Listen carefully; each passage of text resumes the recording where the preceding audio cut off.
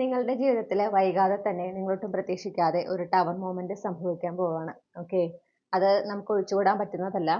ഈ ഒരു tower moment എന്ന് പറയുന്നത് നിങ്ങൾക്ക് കംഫർട്ടബിൾ ആയിരിക്കില്ല അത് എപ്പോഴും. കാരണം ടവർ മൊമെന്റ് എന്ന് പറയുമ്പോൾ നമുക്ക് നിയന്ത്രിക്കാൻ സാധിക്കാത്ത, നമ്മളൊട്ടും തയ്യാറല്ലാത്ത പെട്ടെന്നുണ്ടാകുന്ന മാറ്റങ്ങളാണ്. ഓക്കെ. ആ മാറ്റങ്ങൾ നെഗറ്റീവ് ആയിട്ടായിരിക്കാം, പോസിറ്റീവ് ആയിട്ടായിരിക്കാം.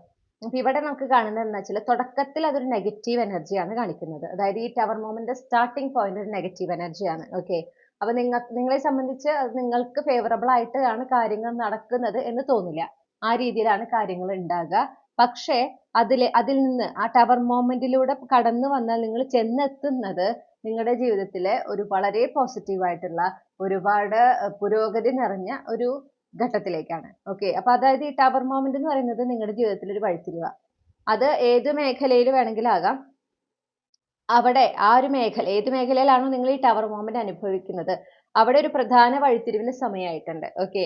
നിങ്ങളുടെ ഫേവറിൽ നിങ്ങൾക്ക് അനുകൂലമായിട്ട് കാര്യങ്ങൾ നടക്കുന്നതിന് വേണ്ടി, നിങ്ങൾ ആഗ്രഹിക്കുന്ന ഒരു വളർച്ച അല്ലെങ്കിൽ പുരോഗതി ആ മേഖലയിൽ ഉണ്ടാകുന്നതിന് വേണ്ടിയിട്ടും ഈ ഒരു ടേണിംഗ് പോയിന്റ്, ഈ ഒരു റീഡയറക്ഷൻ അത്യാവശ്യമാണ്. ഓക്കെ. അപ്പൊ അതുകൊണ്ടാണ് ഈ ടവർ മൊമെന്റ് സംഭവിക്കുന്നത്. ഇവിടെ യൂണിവേഴ്സ് നേരിട്ട് ഇടപെട്ടിട്ടാണ് ഈ ഒരു സഡൻ ആയിട്ടുള്ള പെട്ടെന്നുള്ള ഈ ഒരു മാറ്റം കൊണ്ടുവരുന്നത്.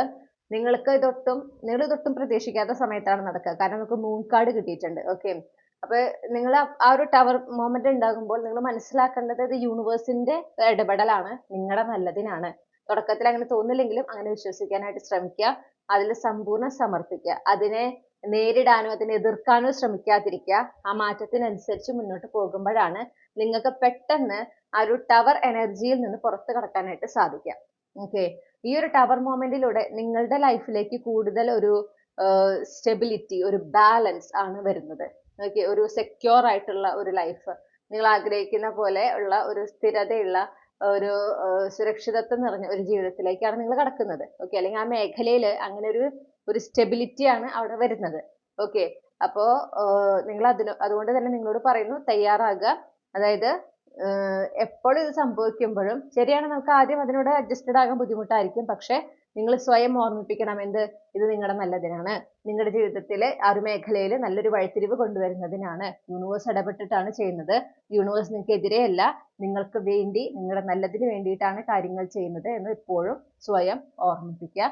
യൂണിവേഴ്സിൽ സറണ്ടർ ചെയ്യുക. ഓക്കെ. ഇതാണ് നിങ്ങൾക്കുള്ള റീഡിംഗ്. നിങ്ങൾക്ക് ഇത് റെസനേറ്റ് ചെയ്തു എന്ന് ഞാൻ വിശ്വസിക്കുകയാണ്. നിങ്ങളുടെ ഫീഡ്ബാക്ക് കമന്റ് സെക്ഷനിൽ അറിയിക്കുക. Thank you.